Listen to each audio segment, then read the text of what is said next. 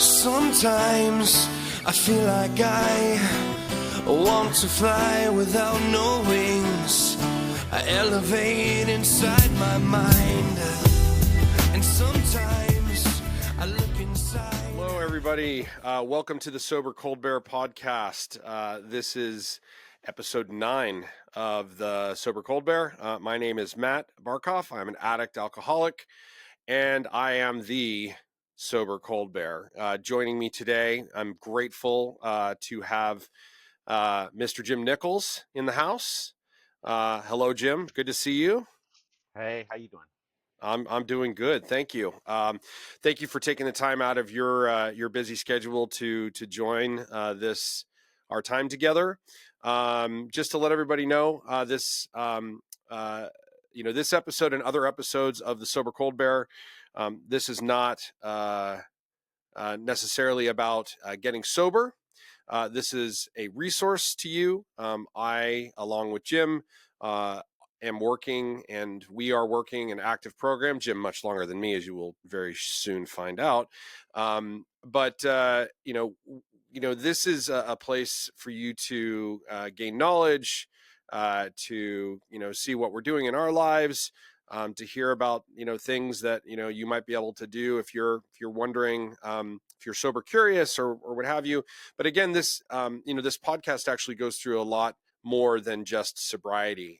It gets into a lot of different topics. It gets into business, entrepreneurship, mental health, which is a big leading cause of these issues. But it also goes into a lot of other different things. And I'm doing this because I want to pay it forward, provide a service to folks, and just want to make sure that everybody understands that it's okay to ask for help. You can't do this alone. So ask a friend, ask a loved one, your spouse, your best friend, what have you. If you need help, ask for help, because we can't do it alone. And once you'll learn that this is a program of community and service. So and with that, Jim, welcome. Why don't you go ahead and introduce yourself and your background? And by the way, Jim, last week, and how I found him, he posted his 25-year chip, which he just took for his sobriety. So congratulations for that. That is absolutely massive, and I hope that I get to that sober date. So congratulations. Thank you so much. Last April 17th, 2000 was my sobriety start date. I've been fortunate enough to be able to go through. I have not had a relapse, which doesn't make me better than people that have. In fact, I think that people who have relapsed and come back show extraordinary strength to do that. But fortunately, that hasn't been my story, at least so far. I am really grateful for the excuse me, the people that I've met through the program, because as you mentioned just a minute ago, this is not something that I could have done myself. I really admire people that can, but that's just not been my story. Yeah. And I certainly can't do it by myself. I go to a meeting every single day, and I go to my sponsor. In fact, it's funny. I was with my sponsor yesterday, Jim, and he's been sober for 47 years. He got sober at 23 in 1977. Oh, Jesus. And we were just kind of talking about meetings and all this stuff. And he's like, Matt, I go to 3 meetings a week, but I sponsor 10 guys. So he's like, I do 13 meetings a week. It's like, he's like, and every time you do go to a meeting or you do something around this, it actually is like step 12 of, doing service for others. So, I think that's a really important lesson. I think a lot of times when people are in early sobriety, they're sort of afraid to ask for help, to ask for a sponsor. But sponsorship is something that is actually just as valuable for the sponsor as the sponsee. yeah. So don't be afraid to do that. Also, don't be upset if a sponsor has too many sponsees to take you on. Just find someone else to ask. That was actually my sponsor originally. He's like, I got too many guys. He's like, let's just start working the steps. And we start working the steps. And of course, it just kind of worked through that. So you've been sober for 25 years plus, Yes. and you've obviously been in business for a very, very long time. You've been a very successful, accomplished executive. You've been a CMO at a number of different companies. You've had your own business as well. Tell us how you've done it, and how you've been able to remain sober in a society where it's hard, and especially in business, to stay sober given everything and all the the external factors that go into play. Well, it's interesting because I believe your background is in sales, mine is in marketing, and both are fields where there's a lot of drinking. And Oh I yeah, started in the advertising agency business, which has changed over the years, but certainly when I started, drinking was a part of that as well. And it gives you a sense of normality to excess drinking that I think is something that can lead you down a road or make you stay on a road that's bad for you a little longer than maybe you need to. My before sobriety story isn't all that interesting. I don't think that I worked for about 10 years before I got sober, grew gradually more and more alcoholic in behavior. sure, I was fortunate to have a bunch of friends that were in the program in AA actually when I joined. So I had people to go with. So I feel fortunate in that way. Honestly, for the first 6 months, I had a contract job. I don't think that I would have performed very well as an employee. Uh, but you do what you have to do. And so I took some work that I would say was not at the level of experience that I had, but you have to demonstrate some humility through this process and say, look, there's your needs are getting provided for. Whatever you're doing doesn't really matter yeah, as long as your needs are getting met. yeah, And I absolutely. and Um, yeah, go ahead. I was just going to say, so what for you was kind of your aha moment, your light bulb, your I should have had a V8, 10 years ago, that led you, your rock bottom, as some say it. What was it for you that kind of said, okay, something's got to change? So I would say that I knew that I was alcoholic from the first drink that I had, to be honest. That was at age 15. But I always assumed that I would be able to overcome it myself. Sure. I'm definitely very stubborn in that regard. And so uh, during my 10 years of working and drinking, I'd say that every morning I woke up thinking, I'm not going to drink today. And every evening I was drinking. And so it became clear to me that for whatever reason, I wasn't able to do it myself. And the thing that I think was the most valuable for me was watching friends of mine who were sober progress in their lives while mine was stagnant. And one day I had, I believe it was about 15 drinks one day Mm. and couldn't get drunk. You know, after a while, your tolerance goes up and up and up and up. And I won't say stone cold sober, but I was definitely not getting to escape from the world with that much drinking. And I thought, oh, I need to get some help. And so I called a friend of mine. And did you immediately go into AA, or did you go to, like a more of a formal process, like a rehab or inpatient or outpatient? No, the next day I went to a meeting Yeah. I lived in San Francisco at the time, and I just went to that meeting and I was told to do 90 meetings in 90 days. I also Yep. had a therapist who I had just started with a therapist who ran a rehab program, who Mm. was very much in the tough love camp. And so that helps me stay on track as well. And he only agreed to work with me if I did 90 meetings in 90 days and I then think took it I from think it's there. important, the accountability piece, especially early on in sobriety. I originally came into these to the doors of AA back in 2021. Just gone through a year of COVID, where I was drinking daily, and of course you don't have smell-o-vision on Zoom for business meetings, so I was just I was doing it all. Drinking, I was able to work and do everything that I was, but it was causing a lot of issues in my house and with my kids and my wife. And I had, had, 20 years already of addiction challenges. Um, I often talk about this and just kind of the irony of business and, um, alcohol, right? And sometimes, drugs are more, kind of a hush hush things, hush hush type of ordeal for those. But alcohol is an accepted practice, right? It's an accepted thing. Over the years, how have you kind of seen alcohol in the workplace? Have you seen improvements with companies? I have a point of view on this, but I'm curious your thoughts in terms of what companies have done around this. Obviously, the agency world is you know, it's Yeah. crazy around this. But what do you think companies need to do better, perhaps? Well, I think that helping people acknowledge their problem and making it safer to admit it and to seek help, excuse me, is an important part of this whole process. I wouldn't say that I work in tech now. I don't work at an agency. I work in tech.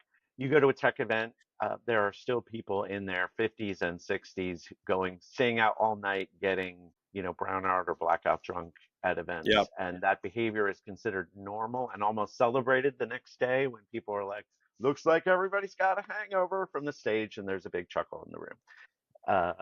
So I think that the world needs to acknowledge what normal behavior is and what it isn't. One of the things that my therapist told me on my second day, he was listening to me talk, and he's like, "What do you think's a normal number of drinks to drink in a week?" And my guess was 25. And he said, the normal number would be zero. And he's like, maybe one, maybe two or three. 25 is a problem. And I'm sitting there thinking I did 25 in 2 days. Mm. It really helped sort of right size my perspective. But I think there are a lot of companies out there that still operate in this world and still encourage people to be party hardy sort of people that Yeah. it's a problem. It really is. Yeah, and I think companies expect you to show up and do your job and be the best best teammate.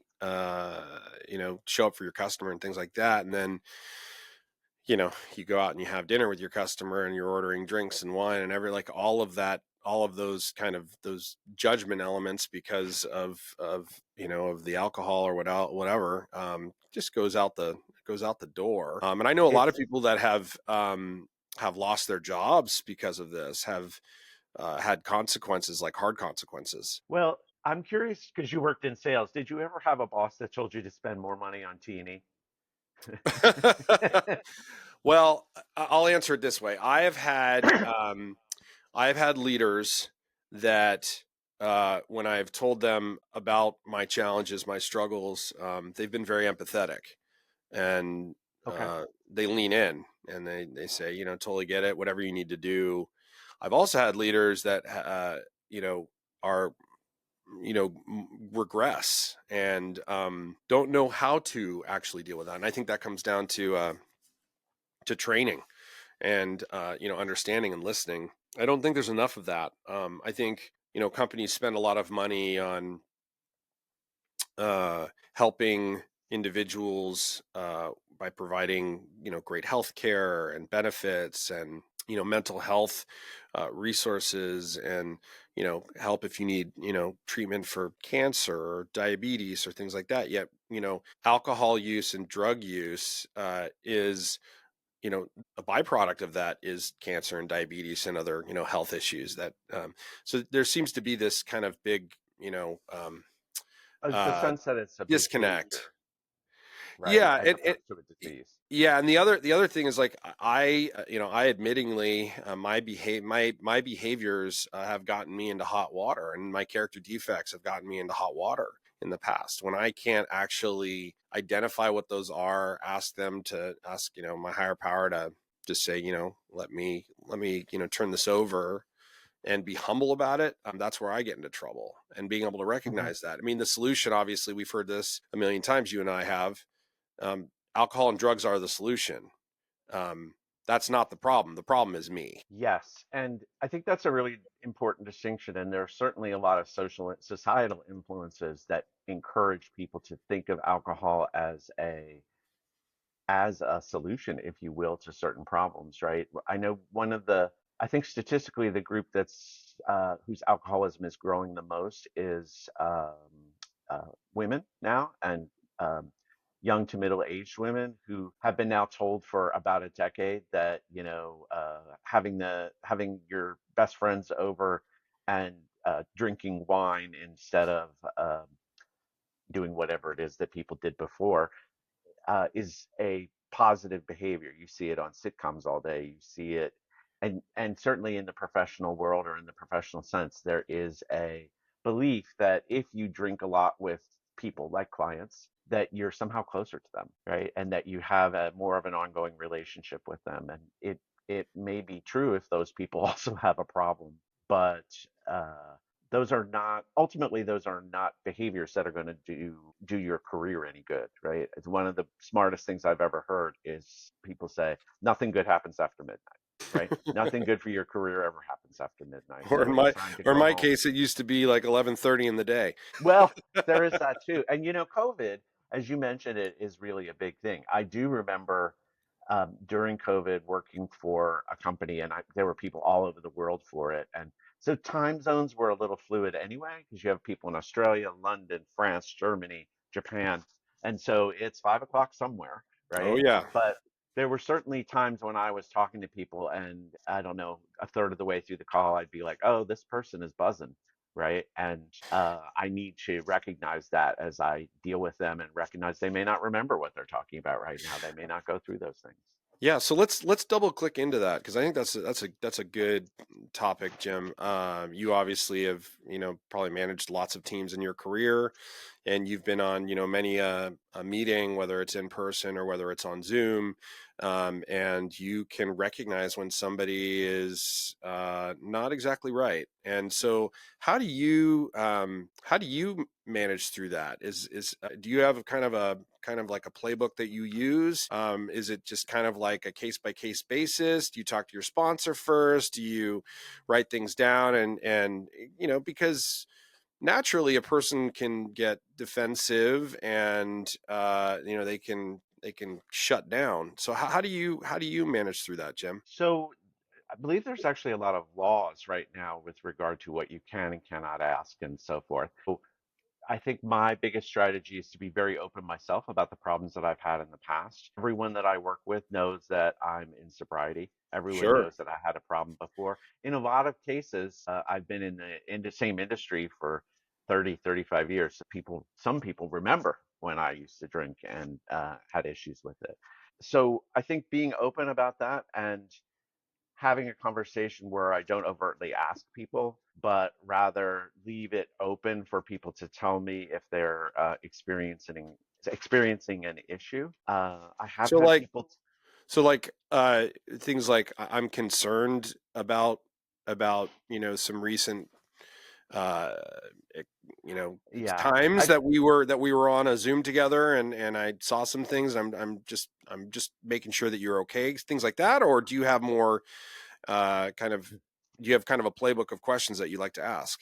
I Because think I understand the confidentiality aspect of it for there's sure. that. I think also if you work for large companies, there is a concern that if that person voices a medical issue or problem, which addiction would be, that some companies don't want any part of it, right? They want to be able to say, just get rid of this person, fire them for cause because their performance is not there. If we don't know that there is substance abuse, then it's actually okay for us to fire them with I cause. I know 3 people in the last year Hmm. that all had addiction challenges, and Okay. each of them went to their respective leaders to have a conversation, just like, hey, I'm having some challenges at work, I'm having some struggles at home, um, and I need to take some time to get help, and I'm having challenges with alcohol.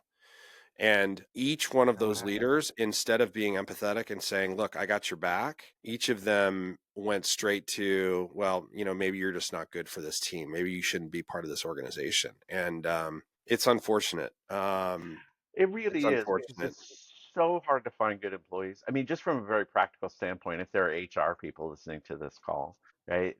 We all know how hard it is to find a good employee. We all know how long it takes. We know how much it costs. And an issue with addiction, first of all, it's quite common. So your company better figure out a way to deal with this in a more appropriate way than that. And second, if you support that individual and if they truly make the commitment to do this, they can do it, right? Mm. And the best way to ensure that is to support them, but to support them in ways that are appropriate. Like that your boss cannot help you cannot stop you from picking up a drink, but they can create an environment in which you can get help with safety and try to get things back together. Yeah, I think a lot of companies still don't know how to manage through it. I think they have things like employee assistance programs or EAP. I think a lot of companies put those in place. I think there are some services out there, but I also I had Marin from Sobrinth on episode 3, and she and I knew each other from Salesforce a few years back, and she started an internal organization called Soberforce, which was this kind of this community through Slack that everybody in the program could communicate and talk, and Hmm. it was an open channel. Anybody could join it, kind of similar to AA. If you have a desire to stop drinking, you can come to a meeting, or even if you're not having a challenge, same thing. But uh, with even a big company like Salesforce, there's challenges in that. There's challenges with programs. There's challenges with education. There's challenges with um, enabling leaders to be empathetic leaders, and as opposed to destructive. It can ruin a person. It can ruin their confidence. It can ruin their ability to perform if you have a leader that's not willing to understand and actually help you, versus just say, yeah, we don't want you here. Yeah, I think I completely agree with that. I also think that it's important for the addict or the alcoholic to recognize their own responsibility in all of this, that it's not a company's responsibility to in my view, provide chance after chance after chance if that person is not I taking agree. their sobriety seriously. But if someone's genuinely making an effort, wants to go to rehab or whatever, making an accommodation for that individual will probably create a personal loyalty from that individual that you will not find in anyone else. And it enables you to keep a good employee and keep them working for your organization and really help out another person, which is of course a something that we should all be striving to do in our lives anyway. Absolutely. I mean, I think first of all, it starts with admission. So if you're seeing this and you're kind of thinking I may have a challenge with alcohol and drugs, and just I think it starts with just simple admission to, and I personally would suggest starting with somebody that you do trust, like your Hmm. loved one, like your best friend, somebody that's going to have your back, somebody that understands you. Have that conversation with them first, and then, um, if you're fortunate enough to find somebody in the program that can guide you, I would assume, Jim, folks have come to you and say, "Hey, Jim, Hmm. I'm having some struggles. I don't know where to start. Can you give me some guidance?" Yes, and certainly that happens. And every year I put my AA picture of my AA chip on LinkedIn, which is how we found each other. But I do that every year, and every single year, several people will reach out to me from my circle and say, "Hey, I think I'm having a problem. Have any advice?" And if they're within 50 miles or so, I'll say, "Hey, I'll go to a meeting with you. But you need to find the meeting in your area, and then I will come get you and take you to that meeting." But for me, it's really important that that person make that first step, right? It's Uh, like anything else. Absolutely. You Absolutely. And can't. and that's the whole pay it forward aspect of this program and the service aspect of this program. You are obviously helping another individual, but in doing so, you're actually working your program. You're able to stay in the present of whatever it is that you are going through. And it's just a stark reminder that it can happen and you can slip at any time. And that's why And this program's a one day at a time approach. for me, in the beginning, it was 6 seconds at a time. I have sheets of paper around here somewhere where I would make little hash marks every 6 seconds. What is like 6 seconds without a drink, 12 seconds without a drink, 18 seconds, 24, 30, 6, 12. And I did that, and I have sheets of this. And so when I would have struggling moments in those first few weeks, I made these things and I kept them, right? And that for me, you do have to just think about this not as the rest of your life, but just for today, just for an hour, just for these 6 seconds, I'm not going to drink. I'm capable of doing that. But I completely agree with you that talking to someone, a loved one or a friend, before you talk to your boss is probably a good idea. I believe that because that person's more likely to be supportive, no matter how good your boss is, your spouse or whatever is more likely to be supportive. And also, if your boss doesn't react well, you've got someone that's going to help you not make the choice to drink over the fact that your boss wasn't supportive. right? Like Yeah. you need a support network. Yeah, I mean, support is everything about this program. You can't, like I It said, is. you can't do it alone, and it's something that we collectively do together. Which is why I mean, where else can you, anywhere, name a program where you can walk into a room where you know nobody, absolutely nobody, at 7 o'clock on a Saturday morning in some other town, and everybody has the same challenge. They're all struggling with addiction, and they're all wanting to be about, show up as the best version of themselves. But everybody has a different journey, but immediately they understand what you're going through because they're in that room with you. And there's no other program that does that. There isn't. And, I think we need that. We all need that constantly. I think there's a lot of people who think after a while, oh, I'm cured. I am not one of those people because I have frequent signals that it's still out there waiting for me. I took a transatlantic cruise in December. Mm, And on a cruise ship, you end up walking through bars and stuff because the ship is quite narrow, right? And so I remember walking through a bar, they were having a scotch tasting, right? The whole room smelled like that brown liquor whiskey smell, right? Which triggered me, and I'm like, oh my gosh, like I haven't felt like this in a while. And it wasn't like I was going to sit down and have a drink, but I wasn't far from that in a way.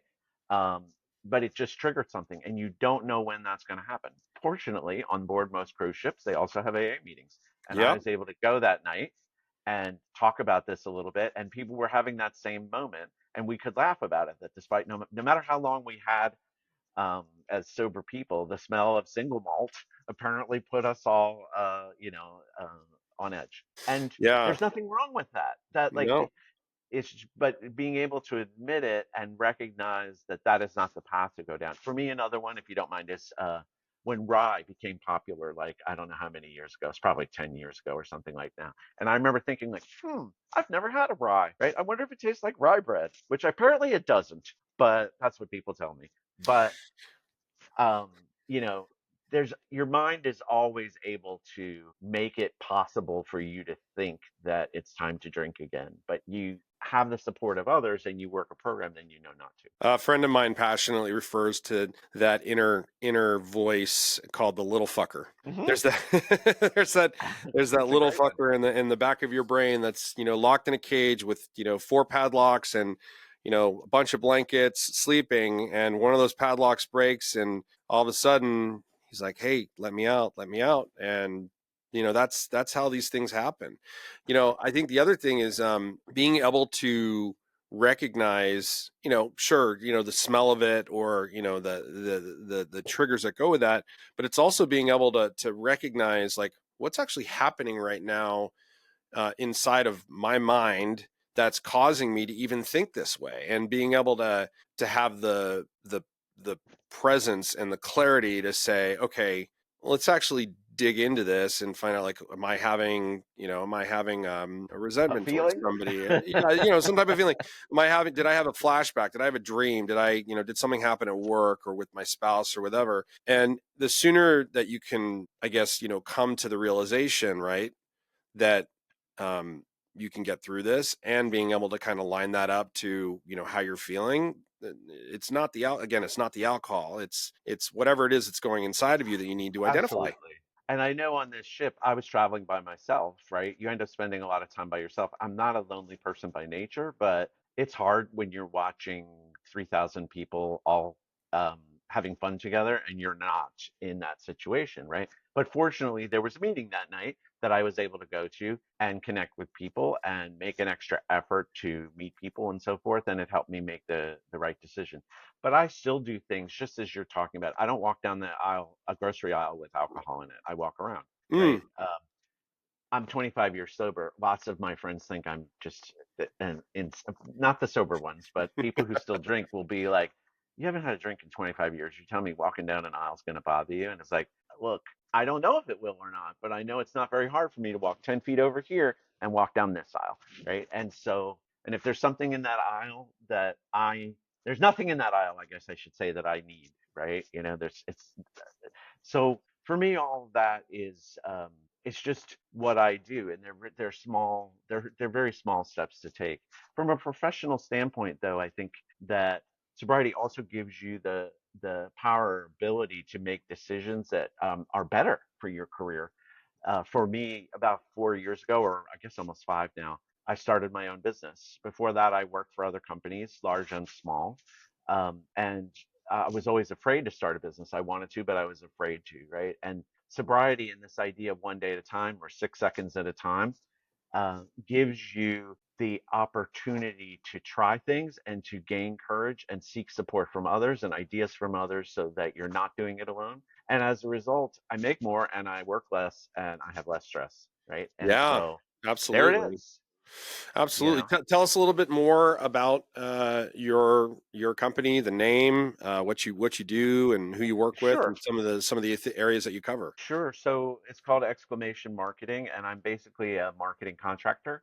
Okay. Uh, so I work in the Bay Area, so it's mostly tech companies. I'll work with A or B stage tech companies. Typically, these companies don't have marketing as one of the first hires for their business, and then they wake up one day and realize they have no brand awareness and no leads coming in, and that the CEO cannot simply do all the selling themselves. So that you have to build out a team, you've got to build out a message, and so forth. And so I play a fractional CMO role for a variety of companies. I think what's different about me is I also love doing the work. And so I'm not somebody who draws Venn diagrams and then it's gone. Like I'll make the SDR emails that are going out to get first meetings, and I'll take sales calls if they don't have anybody else to take it. I'm not the best seller in the world, but um, you just you try. And what I have found is this fractional model is good for a lot of businesses because they can get highly experienced talent, but at a much lower cost. Sure. Uh, Number one. And then the second, it's great for me because I get to work typically with 6 or 7 companies every month. So I work in 5 industries and it's constantly changing. So it keeps things fresh for me as well. How are you finding these companies? Is it just through LinkedIn? Is it through word of mouth? Is it how Yeah, is it? How are you doing it? knock wood. I mean, I've been working for 35 years, so I've never taken an assignment where I didn't have a friend that worked there. So Hmm. it's all been referral. And that really gets to another value of sobriety, which is I think when in my drinking, I was very much focused on, we have an expression in AA that you're the piece of shit that the world revolves around, right? Yeah. And so you are um, useless and worthless, and yet somehow the world is completely obsessed by you, right? And the only person really obsessed by you, of course, is you, right? And nobody else is necessarily thinking about what you're doing. But when you're in AA, you take the principle of helping other people, you can put that into other areas of your life as well. So Yeah, I you can put I that into every mentor. area of your life. You do, and I mentor more people than I've ever sponsored uh, in in in business and help them with career decisions, or here, let me do an introduction from this person to this person in order to help them get their first piece of business. And all that stuff is very easy. It takes a relatively low commitment from me, but it's something that they can't do, and people have gratitude for that. And I don't do it. I don't give to get, but I get a lot. And I would say the root of it is being willing to give something to people every day. Yeah, that's actually well said, Jim.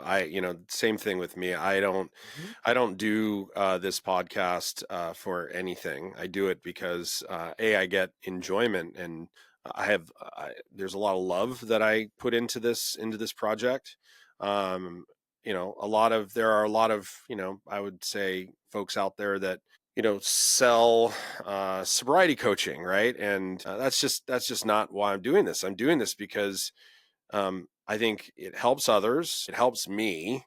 First of all, it helps me, can stay in the present for today, and it helps others. And there's something that somebody gleams from this that they'll be able to take and use down the road. And I think that's a real beautiful way, and I think I think that's a really powerful statement, being able to take principles of what you've learned in this program over these many many years and just naturally bring them into your everyday life and your career. And I really believe one principle that I have in my life is my goal at the end of the day is to have made three people's lives better for having interacted with me, right? Now that can be someone that a mentoring session that you have with someone or working with a sponsee. It can also be going to Target and noticing the checker on the other side of the belt there who is having a bad day and just noticing something or feeling empathy or sympathy for them, right?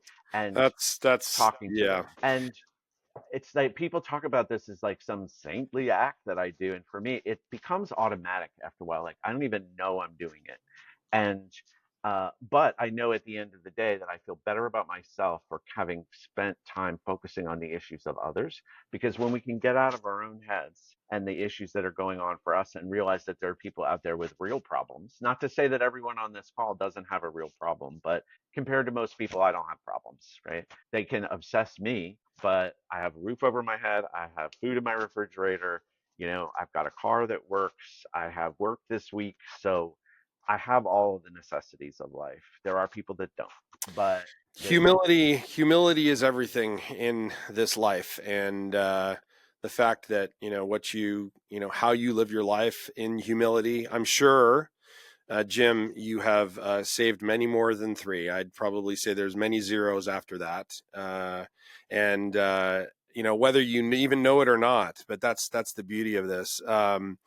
Uh, Jim, I just want to thank you for being here and being sure. a part of this. If anybody has any questions or they want to reach out to you for help, advice, or they're looking for a job or whatever, what's the best way to get in contact with Just you, Jim? just send me an email at Jim at exclamation EXCLAMATIONUSA.com. And I'll be happy to get in touch. And if I can just sort of leave with one thought, Sure. I've listened to a bunch of these. I think I've listened to five so far of Hmm. your sessions, and I love them. And I was very intimidated to come on to this because I feel like you've interviewed some people who are truly great in their careers, who have these great accomplishments. And for me, it's not that I don't think I've accomplished some things in life, but I feel like a fairly ordinary person. If I can do this, anyone can do it, right? That I have Yeah. 25 years of sobriety. It's not me that's doing it, it's all of us doing it. And, whether you find AA or rational recovery or any of the other approaches that are out there, I will say it was one editorial comment that statistically AA has a higher success rate than other groups. But whatever works for you, stopping cold turkey, whatever it is, just keep doing what you're doing and recognize that if you can get the help of others, if you can have a camaraderie like I have with you, just in this conversation, knowing that we have this in common, you're much more likely to get ahead. And so if you do have questions, if you do have issues or concerns, drop me an email, Jim at exclamation USA, and I'll be happy to talk. Yeah, thank you, Jim. And to be honest, I had never done a podcast before. This was my kind of first entrance into this. Yeah, 4 months ago, I was just like, I got to do something else that I think could give back and be of benefit to others. And so went and got a little setup and started experimenting with it. And all of a sudden, I think as somebody asked me in a meeting this morning, they said, what do you, what are some of the challenges that you run into? I said, I don't necessarily run into challenges. It's just, how do you keep a conversation going with somebody? But the beauty thing about being on my side is you give me the questions without you even knowing it. The things that you bring up, the years of experience that you have in helping others, just is naturally a lead in to the next question or the next topic. Makes my life very easy. All I'm doing is just providing the platform and reaching out to folks and like yourself, like you didn't have to do this, but you obviously see something in this that can be of value to others, and that's why we do these things. So Thank you for your service for doing it. I think it's valuable because there are some people that aren't going to get to a meeting without a little bit more information, right? you And I got think it. this podcast is a great way to do that. You got it. You got it. Jim, thank you so much. And Thank thank you to you. everybody for joining, the Sober Cold Bear podcast. Again, you can reach out to Jim via LinkedIn. You can email him, Jim. You can email Jim, excuse me. And you can always reach out to me as well, whether it's through Instagram or LinkedIn. I just actually launched the website, the sobercoldbear.com, just how it sounds. So you can find that online. There'll be episodes. There'll be other information there going forward. So take a look at that. And with that, we're going to go ahead and sign off. Jim, again, thank you for your time and your generosity, and keep on keeping on. Thanks, everybody. We'll talk soon. You have today. All the best. You bet. We have today. See you later. Sometimes I feel like I want to fly without no wings. I elevate inside my mind, and sometimes I look inside